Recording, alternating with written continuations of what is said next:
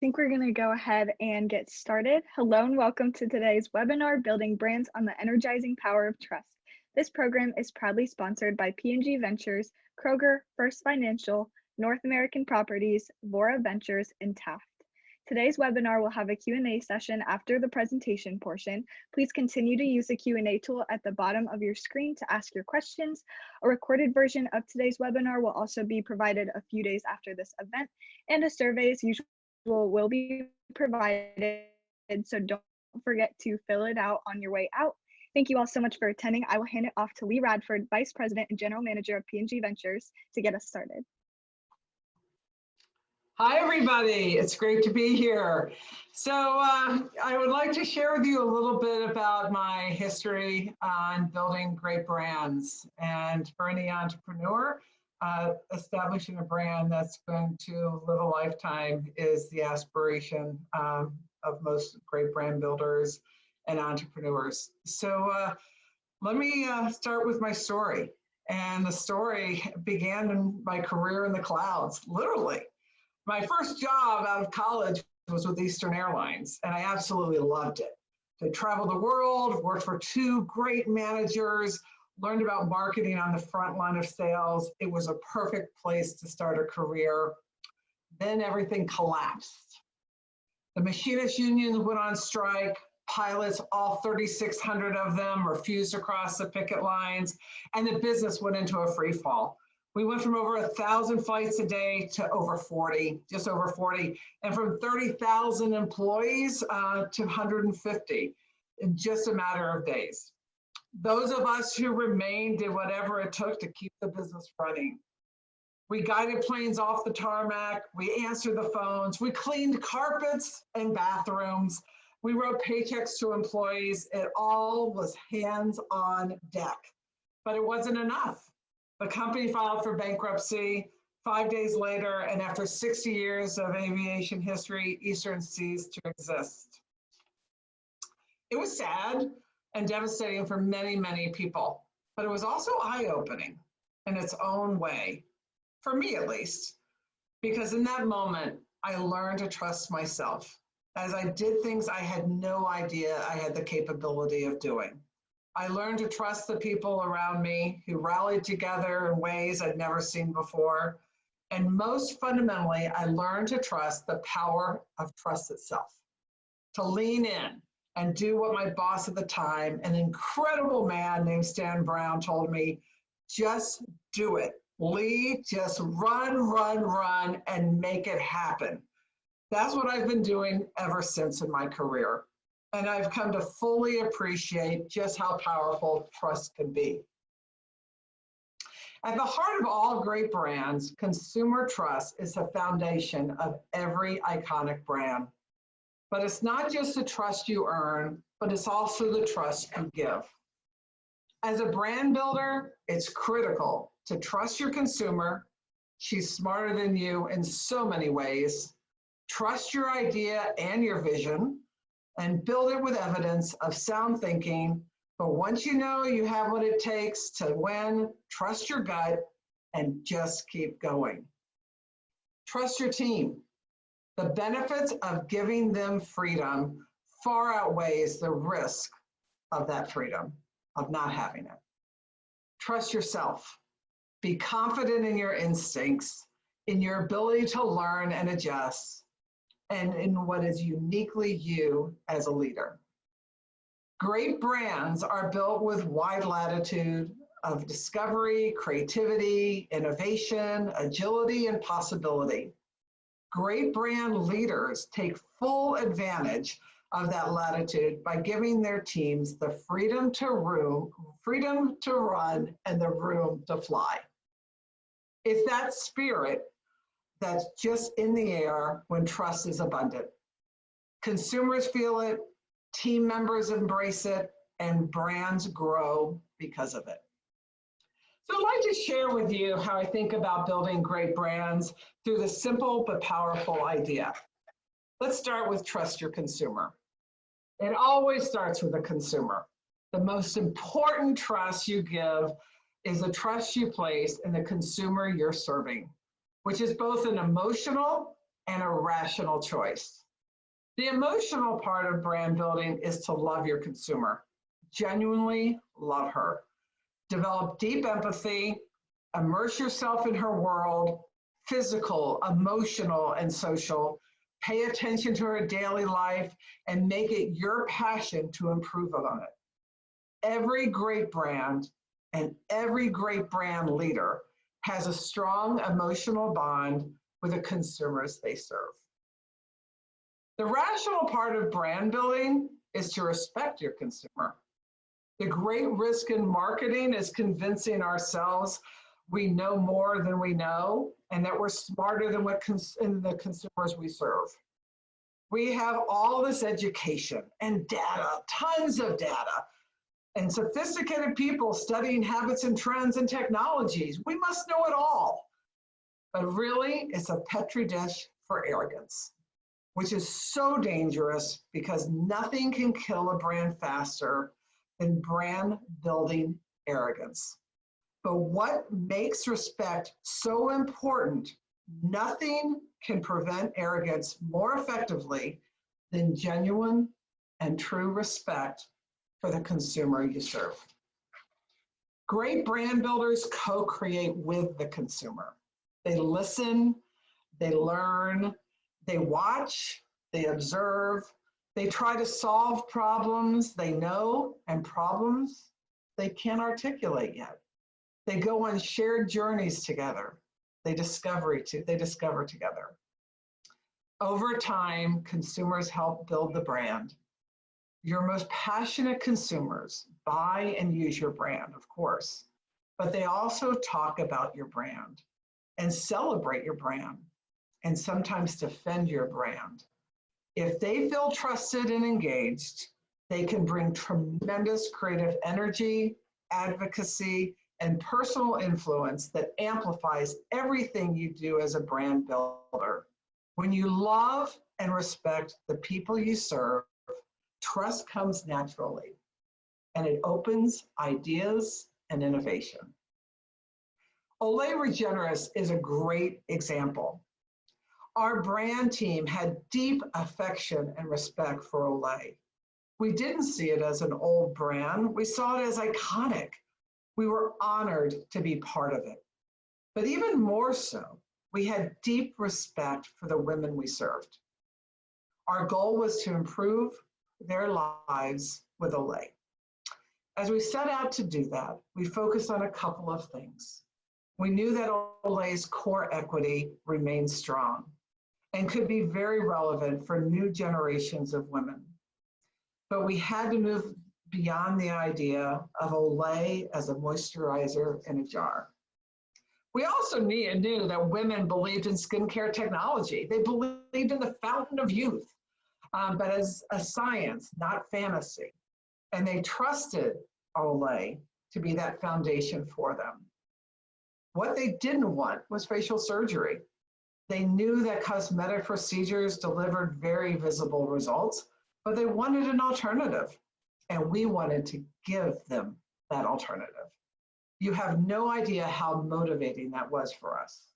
We wanted to create superior technology that would transform women's skin without lasers and be a delight to use every single day. No other brand was meeting that standard, and we were determined Olay would. It was that conviction, that passion, that gave birth to Olay Regenerist, the product and technology that reinvigorated the Olay brand and transformed skincare for millions of women. We never would have gotten there if we had not loved and respected Olay women as much as we did. They inspired us. They kept us going when the going got tough. They made it impossible for us to never give up. Trust your vision and ideas. Vision is the next thing that demands trust. Every great brand is built on the strength of a single idea. One clear vision for why your brand exists, what it does, and how it can grow. A great brand vision is holistic. It's based on deep insight, superior technology, a balance of business and design, and flawless consistency. If it lacks any of these components, it won't last. Brand vision is critically important because it inspires innovation and communication. It keeps you focused on the heat of competition, and it helps to sustain investment, particularly when there are pressures to take your foot off the pedal if your momentum slows down for any reason, which is almost always a mistake. The work to create a compelling brand vision is fun and exciting, but it's not easy. It's really an epiphany. Sorry about that. It takes intuition and gut based on data and total immersion. But once you see it, you'll know it. What's important is to believe in it, to keep selling it internally and keep selling it externally, to trust your gut and to just stay focused. It's like a racehorse. You just break and go. And once your horse is in the lead, there's no looking back and no slowing down, which honestly can be pretty crazy great when you're on the back of that horse and you're running through the crowd. But of course, the question is, where does a great vision come from? It always starts back with the consumer. That's why loving, respecting, and trusting her is a prerequisite of a clear vision and how to make her life, even better. The next thing is to get incredibly clear on the problem you want to solve for her, which requires immersion. There's no substitute for spending personal time with the consumers you serve. I love data, but I live with people. Data shows me patterns. People help me see possibilities. A great brand vision is shaped by both. From there, it's knowing where to look and what to look for. I've never developed a brand vision by looking inside a category or focusing primarily on competition. My focus is always on relationships and ideas. Who and what can inspire me the most? What I found consistently is that great brands almost always come from the outside of the category and industry. You find the best inspiration and make the most creative connections when you look in unexpected places. Great marketing comes from connecting the dots, finding the intersections between industries, categories, and consumers. It's all about being as open and creative as you can be to solve consumer problems. Olay Regenerist is a good example for this point as well. We were looking for new words to describe a breakthrough in skincare. I lived with mountains of scientific studies stacked yay high, and it was surrounding me. We went through reams and reams of science periodicals, searching for words that doctors were using and new type of technologies. And it was through that grinding effort that we came across the concept of skin regeneration, which just made intuitive sense as soon as we saw it. And we knew it would make intuitive sense for women. We knew we had it. And from that point forward, that one simple concept drove all the marketing behind Regenerist. Later, we did the same sort of thing in support of Total Effects, intensive restoration treatment. But instead of scientific journals, we looked even more unexpectedly in places such as Tire and Track magazines. I kid you not, we studied the way car enthusiasts talked about tread tires, the tires on the treads. And the language helped us find new ways to talk about repairing consumers' deepest, and most troublesome wrinkles. The point is to just break the mold. Go to sources that are way outside of your category or industry, sources that few, if any other people in your business may even think of. and be open to what you discover. You'll be amazed at how many dots you can connect. Other sources of brand visions are often buried in the past, especially for established brands that have gone stale. Brands that have been around a long time were usually born with a great idea and that was clear but has faded. Or perhaps the brand lost its way for a while. In those cases, it's important to go back to the core and bring it forward in a contemporary way. Vicks is a great example. It's an iconic brand that P&G acquired with Richardson Vicks. We had turned Pantene and Olay, which also came from the purchase of Richardson Vicks, into billion-dollar brands. But no one at P&G had yet cracked the code on Vicks. So I was asked to do for Vicks what I helped do for Olay. I did two things right away. I spent time with consumers, no surprise, who still loved the brand, and so I could understand what the brand really meant to them. And I went back to its core, so I could understand what Vicks stood for from the very, very beginning. What was clear that Vicks is an amazing brand with a wonderful history of feeling and care and comfort and mom. Any brand would die to have that type of equity, but it had been lost in the Vicks brand over the years. The vision became incredibly clear. The fruits were in the roots. We went back to what had made the brand great for so long and breathed new life into it.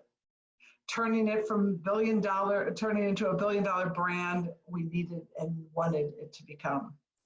It's still one of the fastest growing brands at P&G, and I'm very proud to have been part of it. A third driver of brand vision is in its innovation pipeline. You can find great insight that will help launch or revitalize a brand, but if you don't have a strong multi-year innovation program driven by that insight, you'll lose momentum. Great brand visions are designed to stand the test of time. I believe deeply in building brands that will be strong a century from now. It may not be as possible to plan in centuries, but it is possible to plan in decades. A great test of brand's vision is your ability to develop a 10-year pipeline of innovation, and you're confident you can deliver. Once you have that, the foundation is laid for a brand that can stay relevant for generations and can sustain new leadership and new ideas over time without abandoning its core. Zevo. Zevo is one of P&G Ventures' brands and is another great example. Zevo is a pest control product that represents an entirely new category for P&G. It came to us initially as a small plug-in device, a trap that lures flying bugs with light and captures them in a replaceable cartridge. We love the device because it solved a problem that consumers wanted solved: the ability to control pests without any toxic sprays and chemicals that no one really wants in their home. But it wasn't enough. And we couldn't build a multi-year innovation program with the device alone. So we connected some dots to build a brand and a pipeline. We found a company in North Carolina called Advanced Technologies that had the experience to create an insecticide without neurotoxins. We call it bioselective technology. It targets nervous system receptors that are fatal to insects, but harmless to people and pets. By combining that technology with the original device, we've created a robust innovation plan that we're confident we can improve upon and expand for years to come. And in the process, we've launched a brand that I am certain can stand the test of time. At their core, brand visions are really just great stories. Stories that inspire consumers, inspire brand teams, and inspire you as a leader. They're shaped by the analytical work that is required for creativity, which is often underestimated, but they come together as a story. that people want to be part of. If you do that left brain work and you know precisely how it shaped your right brain work, it'll be much easier to trust your vision when others aren't quite sure. Trust your team. Trust in your team is a third layer of trust. To build a great brand, you have to grow and unleash a strong brand team. Not just the marketing team, but the full multifunctional team.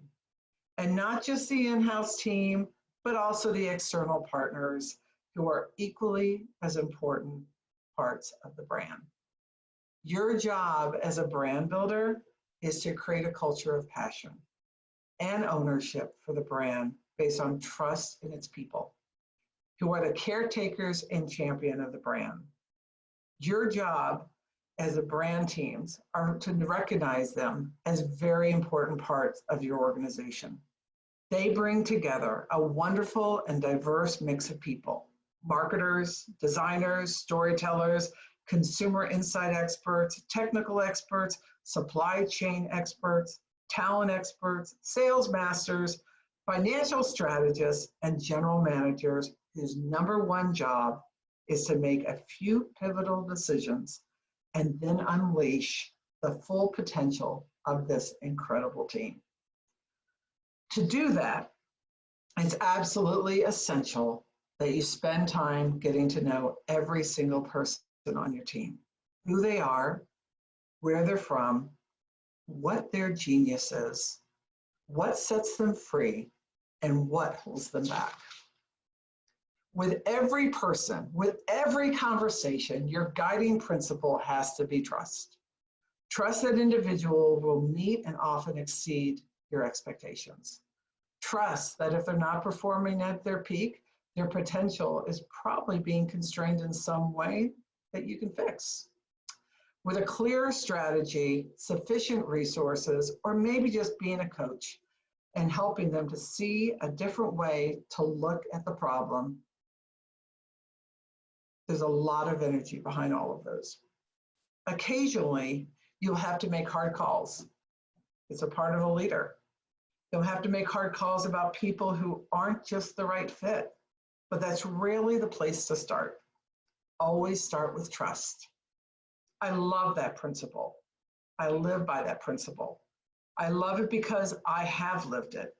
I have been at my personal best when the leaders I've worked for have appreciated what I uniquely bring and have trusted me to just go. And that's what I had at Eastern Airlines. And that's what I had on Olay and on VIX, and now I have at P&G Ventures. As a result of my own experience, I have given my team tons of latitude to lead, execute, and learn. I believe in letting people fly, and I'm hands off, but I'm sleeves up. I'm a kind of coach and leader where everything I've achieved in my career has come from being given the freedom to run and then sharing the same freedom with those around me. I know it's not always easy to give or get that level of trust. The risk can seem enormous, but the value always outweighs the risk. The way to create a culture of trust and freedom is to do 4 simple things. Set an example that the request you love most is help me think this through this. Set an expectation that the question you like least is, may I have permission? Curate and celebrate curiosity and diversity. And finally, know people. Build relationships beyond the business, care about them as individuals, and never be afraid to show it. This is the culture that I've created at P&G Ventures. When A.G. Lafley asked me to create and lead this team, I was reluctant. But he asked the typical A.G. question, what would need to be true for you to do this? I gave him the set of 4 demands, one of which was a freedom and resources to hire and keep top talent. I brought on experienced senior level leaders who I knew would just run. I try never to get in their way, and they're doing amazing things despite enormous challenges and learning curves. We're building great brands and capability and a network of partners that is succeeding in ways P&G hasn't been able to do in nearly 20 years of venture building. That's the power of trust in action. Trust yourself. The final point I want to make is to trust yourself. This is so, so important, because if you don't trust ourselves, if we don't trust ourselves, we'll never run as fast and as we can to make things happen. It's always impossible to trust consumers. It's almost always impossible to trust consumers, to trust our vision, to trust our teams, and the kind of trust that great brands are built on if we don't trust ourselves. That's something easier said than done. I know this. But the key is to embrace a healthy tension that exists inside all of us. The tension between confidence and humility. When we get that tension right, we're far better positioned to resist self-doubt and to avoid self-importance, which are the hallmarks of great brand builders and great leaders. In my experience, balancing the tension requires two sources of insight, one external and one internal. Externally, it comes from our relationships, the people who lift us up and the people who we look up to. My parents have played a huge role in my ability to trust my instincts. My husband, John, who's so often my balance, helps me enormously, sometimes just with a gift of laughter after a tough day. And my kids give me inspiration and hold me accountable in ways that only kids can do. There are also others, friends and colleagues, former bosses, people I admire. It's important to cultivate these relationships and draw strength from them. Internally, it comes from self-reflection, a lot of it. Just being honest with ourselves about what makes us fly and what holds us back. And from our experience, knowing why we've succeeded, why we failed, and what we've learned from both. It's also important to be clear about what we stand for. For values that I stand for are pretty simple. Honesty, hard work, problem solving, effort, and attitude. I trust people who bring these things to their work every day, and I hold myself accountable for doing the same. When I'm living up to the same standard I set for those around me, I know I can trust my gut as much as I trust my colleagues. Giving and getting trust really comes down to being a straight shooter, being someone who cares, someone who's optimistic, and at least for me, someone who loves to laugh out loud. My kids call it a cackle, and to do so without any bit of restraint. So there you have it. My cornerstones for building a brand that lasts. Trust your consumer, trust your vision, trust your team, and most of all, trust yourself. As I look back on my experience, these 4 layers of trust really have been the drivers of everything my friends and I have achieved together. We've had the great fortune to work on some amazing brands and to thrive in conditions where we were trusted. With the freedom to run and the room to fly, if you have that freedom, take it. If you're thriving with that freedom, give it.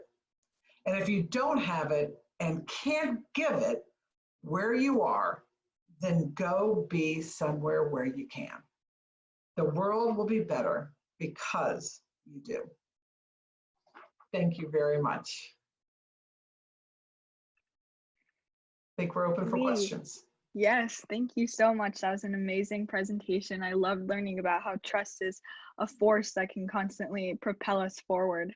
But yes, you're right. We do have a few questions. I can read them out loud to you. The first question is, what are the best ways you found to get feedback and inspiration from customers?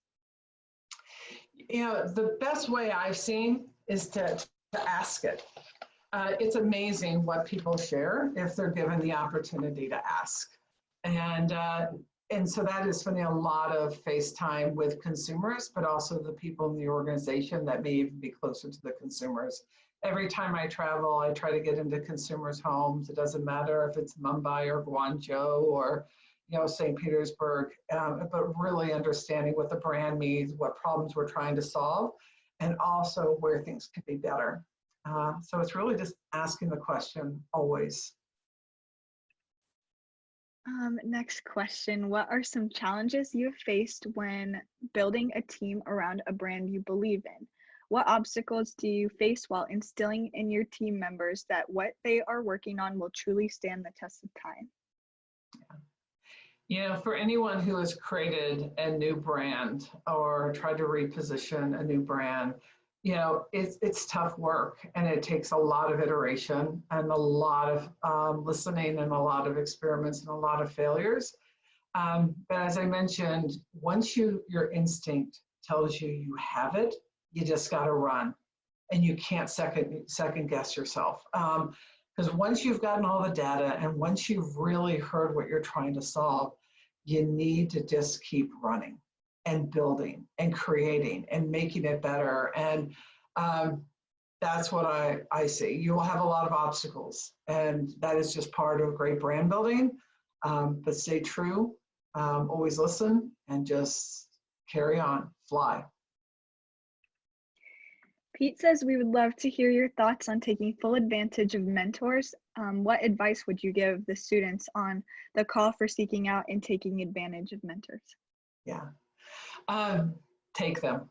Even when I started P&G Ventures, the first thing I did was to create a team of mentors around me who had more knowledge in this area and space. I came from a big multinational company, P&G. I knew a lot about building great brands, but I did not know a lot about entrepreneurs and startups in the community.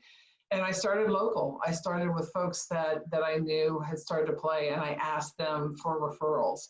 And then they referred me to 2 people, and I followed up with them, and they referred me to 2 people. And finally, I'm like, oh my God, it just became an exponential domino. And I'm like, I can't talk to one more person. And then what I've realized is I needed to keep talking to those people because they had experience that I didn't have. And, it eventually balances out. But I would say for the first 3 or 4 months, I talked to a lot of people. I found those mentors and created an advisory team for myself. I also continue to stay very close to my past managers and leaders and people I respect, both inside the company and out. So never let them go. I always tell folks who work for me, I'm their mentor for life. Even if they decide to leave the company or do something else, the bond and relationships that we have, created, I try to give back to what people have given me. How do you establish that trust when you can only communicate virtually, particularly through email or through meetings that people might not show up for?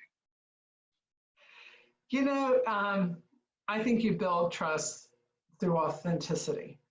And that could be, responding, and how you respond, when you respond, or if you can't get to respond, to let people know that you can't respond, and build those relationships in a way that just they always know where you are. And so it also gives you rooms when things happen, and things do happen. Virtually, I find the technology these days has gotten just incredible, that you can build these relationships just with the sight and sound and expressionism. But be authentic, be who you are, so they get to know you. Get to know you first. Zan says, Lee, there's so many inspirational themes in your presentation. What would be your top recommendation to the high school and college students to focus on when preparing for their pitch competition? Follow your passion.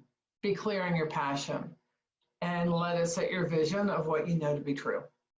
When you're working on something that is solving a key consumer problem or insight, or you just fundamentally believe in, that comes through.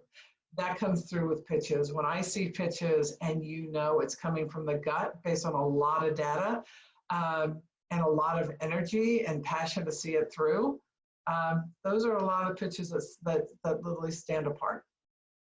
Be true. How do you stay motivated and trustful in a brand that maybe you don't believe in or agree with? Wow, that's a really good question. Was that from Pete? There are times, especially when you're working for big companies, that you may be on a brand that, you're trying to find its core. And I believe that you can always find a core in some area of something that the reason consumers want it or buy it, you got to get down to the core. I talked about the fruits are in the roots. I think Vicks was one. I mean, that's a brand that some people could look externally and say, oh, it's a respiratory, it's, has regulatory hurdles, it's a difficult category. They're all the same. And when I got on that brand and really went through and what the trust of Vicks and the Vapor Rub heritage had to moms and consumers around the world, that's what I hung my hat on. So dig deep, and try to find that internal truth, and one that you personally can drive your passion behind. Sometimes it takes, it's not at the surface, and sometimes you got to dig really deep with those consumers and then make it your own. Yeah, that past question was not from Pete, it was from a student. Oh, Yeah. student. Yeah, they have some really good questions. Next question, how do you solve a team with conflicting viewpoints? That happens a lot. As a matter of fact, you want to have conflicting viewpoints. One of my big saying to my organization, the day they don't push back on me or my ideas is the day I've lost them. And I say that about my agency partners or anyone I work with. What you never want is to have a yes organization, because I don't have all the answers, and I grow by learning from others, regardless of where they are in the organization or in the world. So you want to have that. You want to have conflicting viewpoints among multiple people, and with yourself, because that's the only way I will continue to grow. And that's how you truly create magical brands. If you don't have tension or different type of viewpoints, then you're taking the easy road. So when there's many times where folks in my organization may be in different places, and I want to hear both of those points of view and together collectively find the path forward. But what I don't ever want, and that goes back to building trust, is you don't ever want them to surface, not to surface. You want those to surface because, 100% that the ideas will always be better when you're able to talk through them. And sometimes tension is what, enables that to happen. As a startup brand building can be difficult, what are the best ways for experiential branding in early stages, especially in the virtual world we live in? Digitally, how do you make an impact on such cluttered social media platforms? You have to have an experience with your brand these days. The way that consumers discover brand is very rarely on a shelf anymore. It's about the mental availability they hear before they get to the shelf. It's about the communities they're talking to. It's about them talking about your brand and helping your brand, or being an advocate of your brand or an influencer of your brand. So the way that you create that is be where they are, and really start the conversation, start the community platforms, but listen to where their needs are and find creative and unique ways of breaking through the clutter. And that's where great creativity comes from. How do you break through the clutter? Is big ideas, good ideas that are true to the heart of consumers that you do in a unique way. What is the most enjoyable part of your job that you've discovered from leading P&G Ventures? Most exciting part of my job? Most enjoyable part of your job. Enjoyable job, a part of my job. I love, it's, my most enjoyable is creating something out of nothing. It's crazy. is, really the opportunities are wide open. We were given a vision of creating new brands and categories where we don't play today. And wow, most of the easy categories already exist. We're in them, or we have chosen not to be in them. And so given that type of challenge, you got to make connections and connect the dots in different ways because you're creating something that didn't exist before to try to solve problems. And that's really enjoyable. And I love the way that technology allows us to co-create brands together through direct-to-consumer and brands together through that way. Constant feedback, co-creation with consumers, making it happen. It's very fast, it's very agile, and I love the fact that you can test a lot of things and fail quickly and move on. That wasn't the case when I first started in brand building. I mean, it costs a lot. You needed to really make sure you knew where you were going because you were putting big dollars on the table. And now there's a lot more agility and co-creation that I don't think you can ever go back anymore. It's really a marketer's dream. He asked, how do you keep yourself externally focused? Do you have favorite publications, writers, blogs, TED Talks? Also, do you draw inspiration or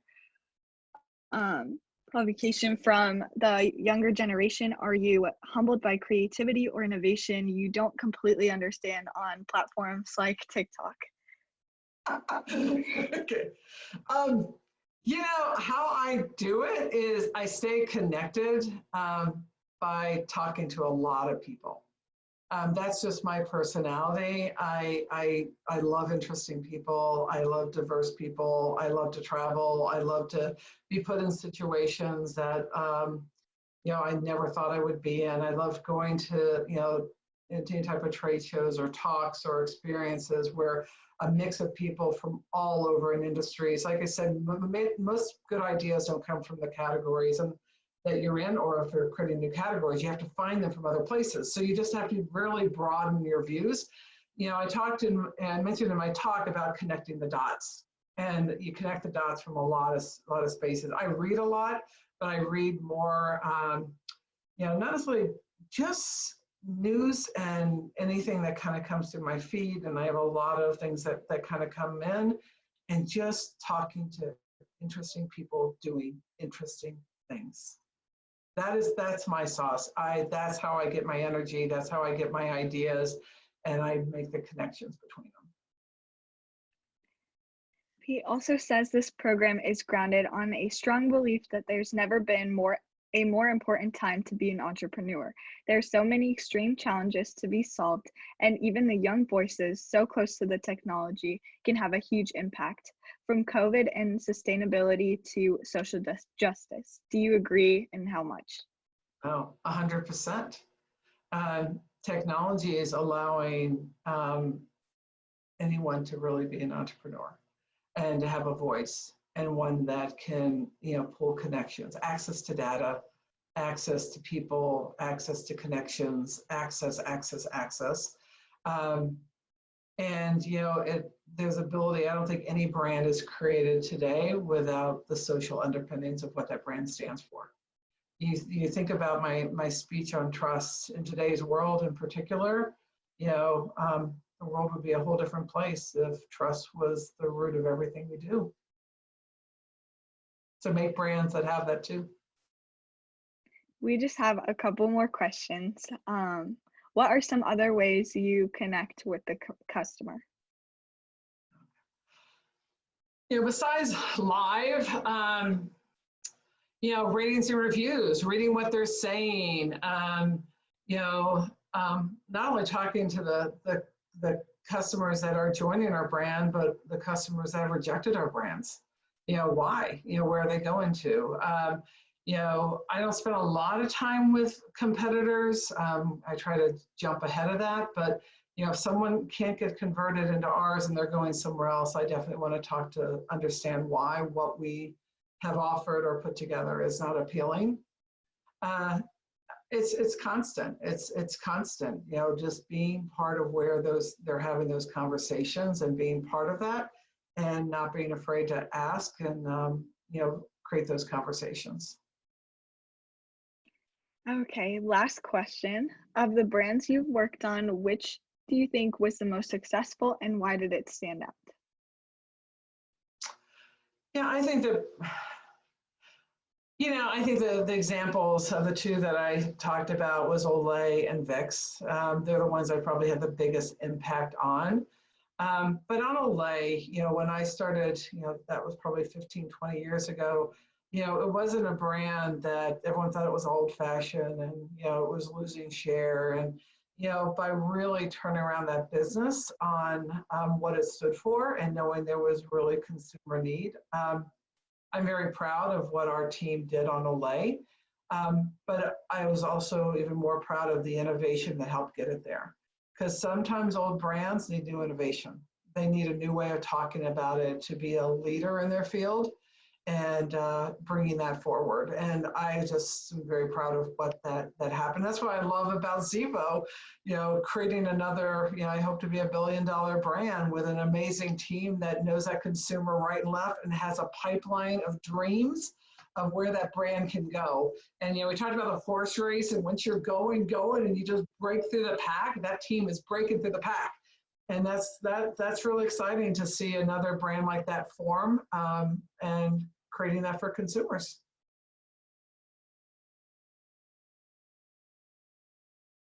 Oh. Sorry. Yeah, sorry. We actually have one more question. How excited are you about the startup potential of the Cincinnati region?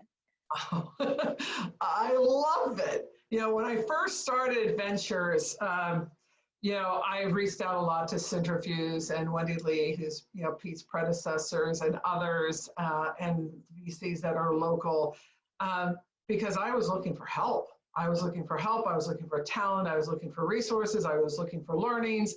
And, don't ever estimate the power of people and talent in your own backyards. And I'm loving to see that grow, and anything, me personally or P&G Ventures or P&G can do to help, fuel that is definitely in our mission and wheelhouse. So I feel great about it. As a matter of fact, I think with everything going on, I think you're going to see it continue, move away from some of the big cities where entrepreneurs could be anywhere. And I think that's what companies are proving out. The virtual world is pretty productive and opens up potential of location free. And I'm hoping more people choose to come to Cincinnati with companies like P&G and Kroger and Fifth Third and others that Centrifuge try to bring together to build great new businesses through entrepreneurs in our town. Okay, so if we don't have any more questions, looks like we don't, I'm going to close us out here. Thank you everyone for taking the time to join us today and all of your wonderful questions. Thank you, Lee, for sharing your amazing insights with us today as well. Again, the recorded version of this webinar will be available in the next few days. Students, we would love to hear your feedback. Please, please, please fill out the quick survey that pops up once you leave the meeting. It only takes a minute, so please fill that out. Tune back in tomorrow at 12 for our next webinar, Alice's Wonderland, Discovering Cincinnati's Amazing Startup Ecosystem with Eric Weissman. Have a great rest of your day, everyone. Bye, everyone.